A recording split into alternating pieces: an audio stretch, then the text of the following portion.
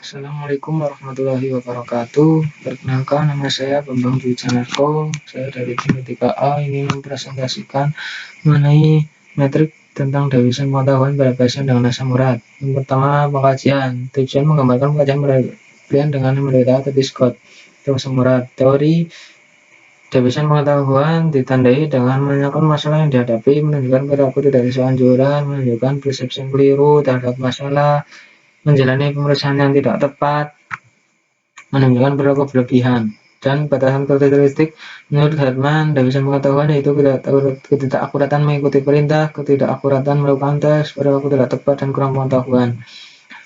Didapatkan data pasien mengeluh nyeri pada persediaan dan menganggap sebagai nyeri biasa. Pasien tidak tahu cara mengatasi nyeri.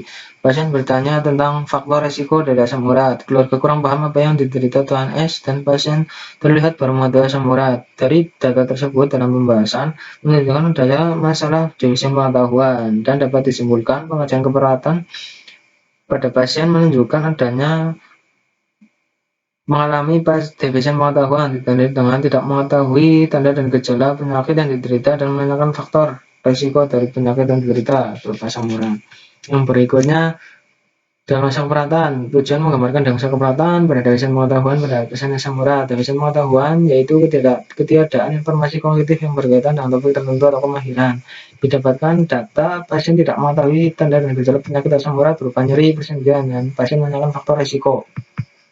Pembahasan data yang diperoleh pasien tidak mengetahui tanda dan gejala penyakit asam urat menunjukkan bahwa pasien kurang pengetahuan, dan pasien menanyakan tentang faktor risiko penyakit asam urat menunjukkan bahwa pasien menanyakan masalah yang dihadapi. Dari kedua data tersebut menunjukkan bahwa pasien mengalami defisit pengetahuan atau dapat diangkat diagnosa defisit pengetahuan.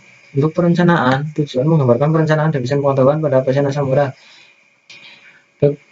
Kasusnya, keluarga tidak dapat menjawab bagaimana cara mengontrol nyeri, diet yang baik untuk diskot, dan menurut NOC ada indikator untuk defisit pengetahuan, yaitu diharapkan pasien memiliki pengetahuan tentang penyakit, tentang faktor penyebab dan faktor yang berkontribusi, tanda gejala awal penyakit, diskot, dan strategi mengolah nyeri dan modifikasi diet.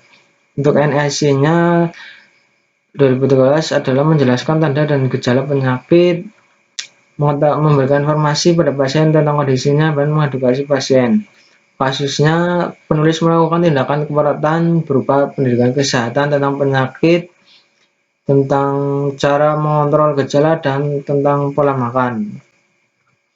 Di evaluasinya, fokus perencanaan defisit pengetahuan adalah dengan memberikan penyuluhan kesehatan berupa terkait penyakit, terkait cara mengontrol gejala, dan pola makan. Untuk pelaksanaannya, keluarga pasien sudah paham tentang penyakit asam urat, sudah paham bagaimana mengontrol gejala yang muncul, sudah mengetahui pola makan yang baik, dan keluarga kooperatif serta dalam melakukan tindakan keperawatan. Untuk pembahasan, saya melakukan pendidikan kesehatan dengan media elektronik atau laptop supaya dalam penyampaian informasi dapat mudah dipahami serta meningkatkan minat dari pasien. Untuk kesimpulan, tindakan keperawatan defisit pengetahuan adalah dengan melakukan pendidikan kesehatan menggunakan media elektronik supaya mempermudah dalam pengambilan informasi sehingga mampu tercapainya penyelesaian masalah. Untuk evaluasi, tujuannya menggambarkan evaluasi. Untuk pada kasus pasien sudah mengatakan terima kasih kepada perawat karena telah memberikan informasi yang bermanfaat sehingga terjadi perubahan pengetahuan, dapat menambah pengetahuan penyakit asam urat, mengetahui bagaimana cara mengontrol gejala, dan mengetahui pengaturan makan yang tepat. Pasien menghindari makanan yang mengandung purin seperti jeroan. Untuk pembahasan, setelah dilakukan perawatan terdapat terjadi perubahan pola hidup yang baik. Pasien dapat mengetahui penyakit, tanda dan gejala, dapat mengetahui cara mengontrol nyeri, serta mengetahui pola makan yang baik. Evaluasi,